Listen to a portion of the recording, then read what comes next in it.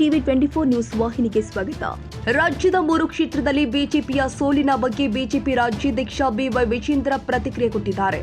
ರಾಜ್ಯದಲ್ಲಿ 3 ಕ್ಷೇತ್ರದಲ್ಲಿ ಹಿನ್ನಡೆಯಾಗಿದೆ. ಗೆಲ್ಲುವ ಬಹಳ ವಿಶ್ವಾಸವಿತ್ತು, ಆದರೆ ನಿರಾಸೆ ಆಗಿರೋದು ಸತ್ಯ ಎಂದಿದ್ದಾರೆ. ಬೆಂಗಳೂರಿನ ಡಾಲರ್ಸ್ ಕಾಲೋನಿಯಲ್ಲಿ ಇರುವಂತಹ ಯಡಿಯೂರಪ್ಪ ನಿವಾಸದಲ್ಲಿ ಮಾತನಾಡಿ, ಉಪಚುನಾವಣೆ ಸೋಲಿನ ಕಾರಣಕ್ಕೆ ಎರಡೂ ಪಕ್ಷದ ಮುಖಂಡರು ಚರ್ಚೆ ಮಾಡ್ತೀವಿ. ಸೋಲಿನ ಕಾರಣ ಹುಡುಕ್ತೀವಿ, ತಪ್ಪನ್ನ ಸರಿಪಡಿಸುವ ಕೆಲಸ ಮಾಡ್ತೀವಿ. ಸಂಡೂರಿನಲ್ಲಿ ಮೊದಲ ಬಾರಿಗೆ ಬಿಜೆಪಿ 80,000 ಮತ ಪಡೆದಿದೆ. ಸಂಡೂರು ಫಲಿತಾಂಶವನ್ನು ನಾನು ಹಿನ್ನಡೆ ಅಂತ ಭಾವಿಸಲ್ಲ, ಆದರೆ ಶಿಗ್ಗಾವಿಯಲ್ಲಿ ಭರತ್ ಬೊಮ್ಮಾಯಿ ಸೋಲು ನಮಗೆ ಆಘಾತ ತಂದಿದೆ. ಈ ಸೋಲಿನ ಕಾರಣ ಹುಡುಕ್ತೀವಿ ಎಂದಿದ್ದಾರೆ.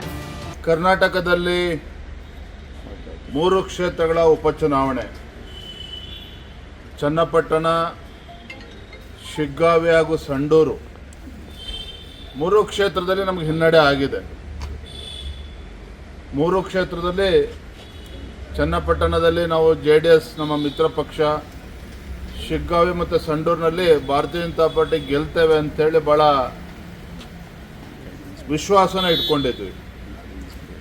ಆದರೆ ನಮಗೆ ನಿರಾಸೆ ಆಗಿರ್ತಕ್ಕಂಥದ್ದು ಸತ್ಯ, ಅದರಲ್ಲೇನು ಎರಡು ಮಾತಿಲ್ಲ. ಎರಡೂ ಪಕ್ಷದ ಮುಖಂಡರೆಲ್ಲ ಹಿರಿಯರು ಕೂತು ನಾವು ಚರ್ಚೆ ಮಾಡ್ತೇವೆ ಬರೋಂಥ ದಿನಗಳಲ್ಲಿ. ನಮಗೆ ಹಿನ್ನಡೆ ಆಗೋದಕ್ಕೆ ಕಾರಣಗಳು ಏನು, ಯಾತಕ್ಕೋಸ್ಕರ ನಮಗೆ ಗೆಲುವು ಸಾಧಿಸೋದಕ್ಕೆ ಸಾಧ್ಯ ಆಗಲಿಲ್ಲ, ತಪ್ಪನ್ನು ಸರಿಪಡಿಸ್ಕೊಳ್ತಕ್ಕಂಥ ಕೆಲಸ ಮುಂದಿನ ದಿನಗಳಲ್ಲಿ ನಾವು ಪ್ರಾಮಾಣಿಕವಾಗಿ ಮಾಡ್ತೇವೆ.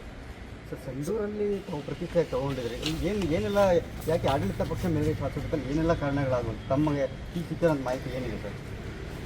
ಈಗ ಬರೀ ಫಲಿತಾಂಶ ಸಿಕ್ಕಿದೆ ಅಷ್ಟೇ, ಬೇರೆ ಯಾವುದೇ ರೀತಿ ಮಾಹಿತಿ ಸಿಕ್ಕಿಲ್ಲ. ಆದರೆ ಮೊದಲ ಬಾರಿ ಸಂಡೂರು ವಿಧಾನಸಭಾ ಕ್ಷೇತ್ರದಲ್ಲಿ ಭಾರತೀಯ ಜನತಾ ಪಾರ್ಟಿ ಹತ್ತತ್ರ 80,000 ಮತಗಳನ್ನು ನಾವು ಪಡೆದುಕೊಂಡಿದ್ದೇವೆ. 80,000 ಹತ್ತತ್ರ 80,000 ಮತಗಳನ್ನು ಪಡೆದುಕೊಂಡಿದ್ದೇವೆ. ಒಂದು ಹೊಸ ಮೊದಲ ಬಾರಿ ಅಷ್ಟು ಮತಗಳನ್ನು ಪಡ್ಕೊಂಡಿರ್ತಕ್ಕಂಥದ್ದು. ಆದರೂ ಕೂಡ ನಾವು 8,000 ಅಂತರದಲ್ಲಿ ನಾವು ಗೆಲ್ತೇವೆ ಅನ್ನೋ ಸಂಪೂರ್ಣ ವಿಶ್ವಾಸ ನಮಗಿತ್ತು. ಆ ರೀತಿ ಎಲ್ಲ ನಮ್ಮ ಶ್ರಮವನ್ನು ಎಲ್ಲವನ್ನು ಕೂಡ ಹಾಕಿದ್ವಿ.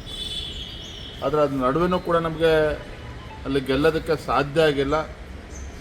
ಅದು ಸಂಡೂರಿನ ಫಲಿತಾಂಶ ಹಿನ್ನಡೆ ಅಂತೇಳಿ ನಾನು ಭಾವಿಸೋದಿಲ್ಲ. ಖಂಡಿತ ಉತ್ತಮ ಹೆಚ್ಚು ಮತಗಳನ್ನು ನಾವು ಕೂಡ ಪಡೆದುಕೊಂಡಿದ್ದೇವೆ.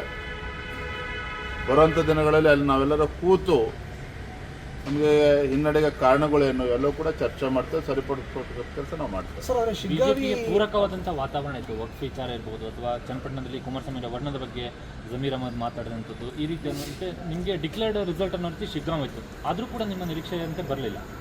ಖಂಡಿತ ನಮ್ಮ ಶಿಗ್ಗಾಂವು ಆಘಾತ ತಂದಿದೆ.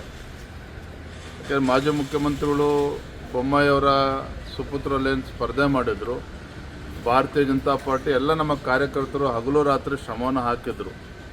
ಅದರ ನಡುವೆ ಮತ್ತು ಬೊಮ್ಮಾಯಿಯವರು ಸಾಕಷ್ಟು ಅಭಿವೃದ್ಧಿ ಕೆಲಸಗಳನ್ನು ಮಾಡಿದ್ದಾರೆ. ಎಲ್ಲೊಂದು ಕಡೆ ಜನ ಇವತ್ತು ಆಡಳಿತ ಪಕ್ಷದ ಪರವಾಗಿ ವಾಲಿದ್ದಾರೆ. ಅದು ಕೂಡ ಎಲ್ಲ ಹಿರಿಯರು ಕೂತು ನಾವು ವಿಮರ್ಶೆಯನ್ನು ನಾವು ಮಾಡ್ತೇವೆ, ಸೋಲಿನ ಕಾರಣಗಳೇನು ಅಂತ.